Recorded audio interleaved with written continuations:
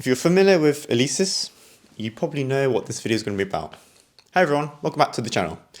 Today is the day that I'm going to share with you my experience of unboxing the Alesis Strata Prime. Let's get started in this mini-series where I walk you through my experience from start to finish. But first, let me explain why I got the Alesis Strata kit in the first place. I wanted to be able to practice on realistic looking drums without compromising on sound, without the additional noise to not annoy my neighbours, and also avoiding the larger costs that tends to come with other brands, basically for the same thing. And generally just wanted an upgrade from my current Alesis Surge, which is sitting over here.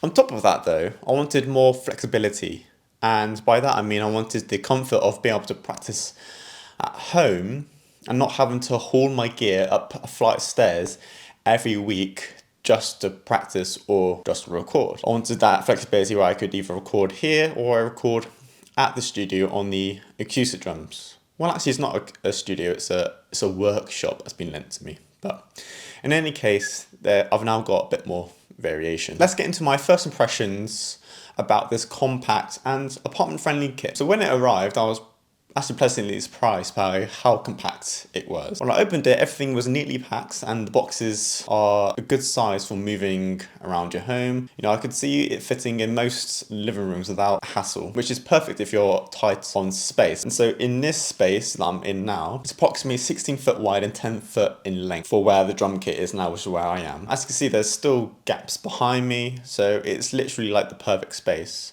especially if I'm going to be doing online recording or online lessons as well.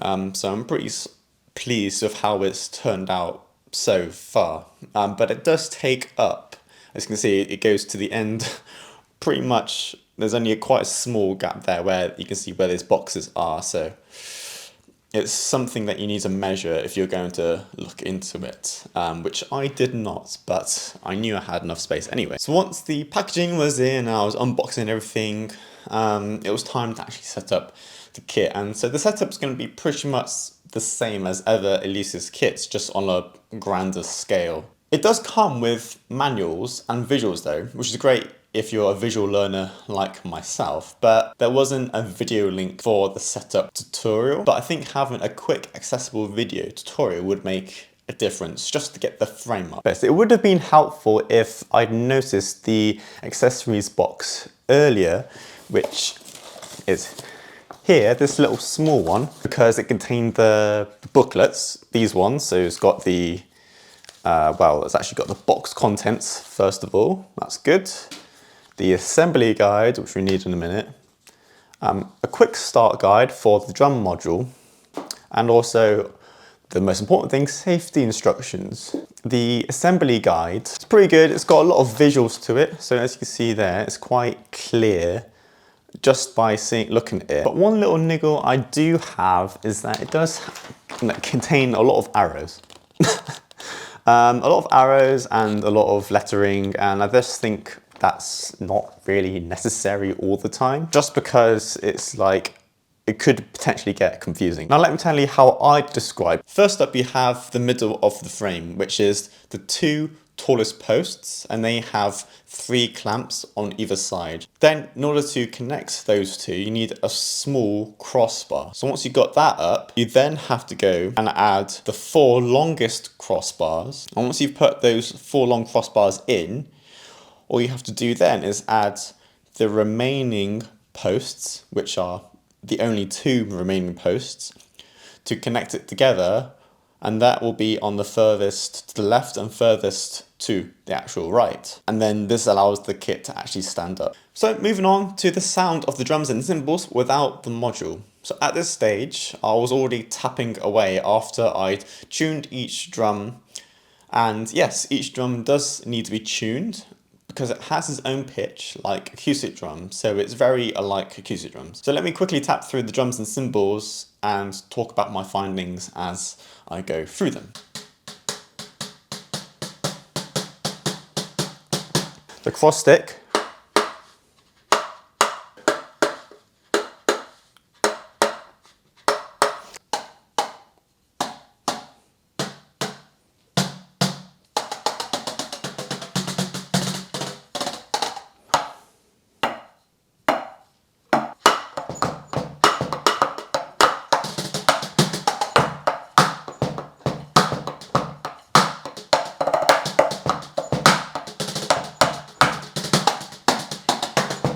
And the kick pedal, yeah, has a quite low sound.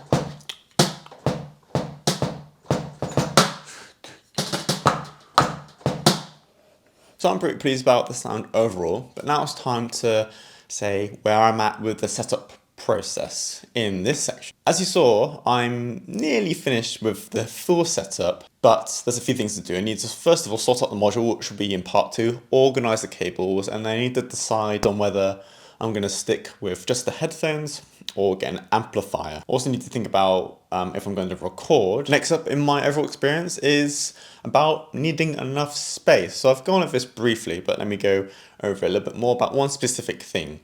Once you've got everything assembled, particularly the frame, make sure you've got enough room around the entire kit, especially behind the kit where the bass drum's going to go. Because I thought I had enough space, but it got pretty tight along the way. So plan for an extra bit of breathing room so you've got space to move around it whilst you're setting up.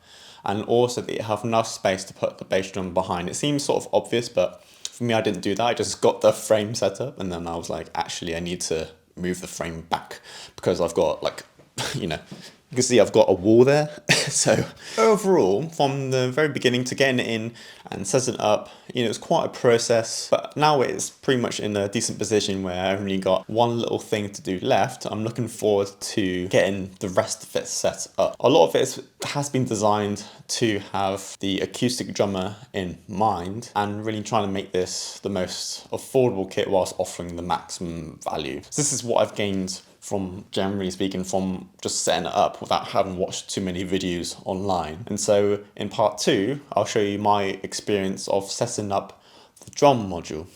I'll catch you then.